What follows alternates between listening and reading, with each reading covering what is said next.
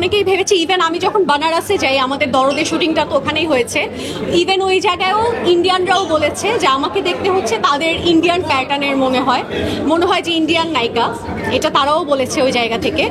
আর যেহেতু হচ্ছে দরদের আমার ক্যারেক্টারগুলো ছিল হচ্ছে রাহুল দেব ভাইয়ার সাথে বেশি, উনার সাথে বেশি ছিল, উনাদের সাথে আমার ক্যারেক্টারগুলো বেশি ছিল, ওই জায়গা থেকে হচ্ছে আমি অ্যাট ফার্স্ট অনেক বেশি নার্ভাস ছিলাম। প্রথম মুভি, প্যান ইন্ডিয়ান মুভি, তারপর এত সিনিয়রদের সাথে প্রথম কাজ, বাট সবাই এত বেশি সাপোর্টিভ ছিল, ওভারঅল দরদের পুরো টিমটাই এত বেশি সাপোর্টিভ ছিল, এরপর না আমার ওই নার্ভাসনেসটা আর কাজ করে নাই।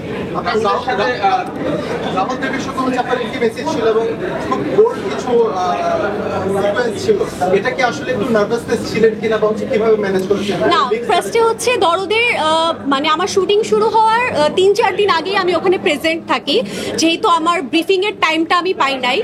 সো আমি ওই জায়গাটাতে যাওয়ার পর আমি সবার সাথে একটা আন্ডারস্ট্যান্ডিং ক্রিয়েট করি যাতে আমার সেটে কাজটা আরও ইজি হয়। সো ওই জায়গা থেকে না আমার মানে একটা বন্ডিং ক্রিয়েট হওয়ার পর আমার সেই নার্ভাসনেসটা আর কাজ করে না।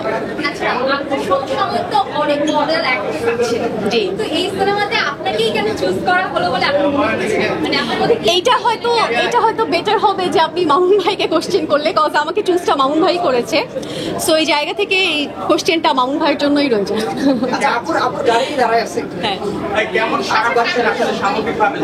আলহামদুলিল্লাহ অনেক ভালো সাড়া পাচ্ছি, অনেক পজিটিভ রেসপন্স পাচ্ছি।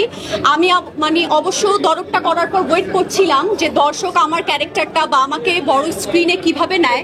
সো এই জায়গা থেকে বলবো দর্শক অনেক ভালো রেসপন্স করেছে, পজিটিভ রেসপন্স করেছে, আমাকে অনেক বেশি অ্যাপ্রিসিয়েট করেছে, যার কারণে ইনশাআল্লাহ সামনে আরো ভালো ভালো কাজ করার ইচ্ছা আছে। কয়টা অফার পেয়েছেন? অফার পাচ্ছি, হ্যাঁ অবশ্যই পাচ্ছি, যেহেতু আমার স্টার্টিংটাই হচ্ছে মেগা স্টারের মুভি দিয়ে। সো এই জায়গা থেকে আমি একটু চুজি হয়ে কাজ করব, এটা আমার ডিসিশন। সো এই জায়গা থেকে এখনো অফিসিয়ালি কিছু হয়নি, যখন হবে আপনাদের সবার সাথে শেয়ার করব। না, এখনো হয় নাই।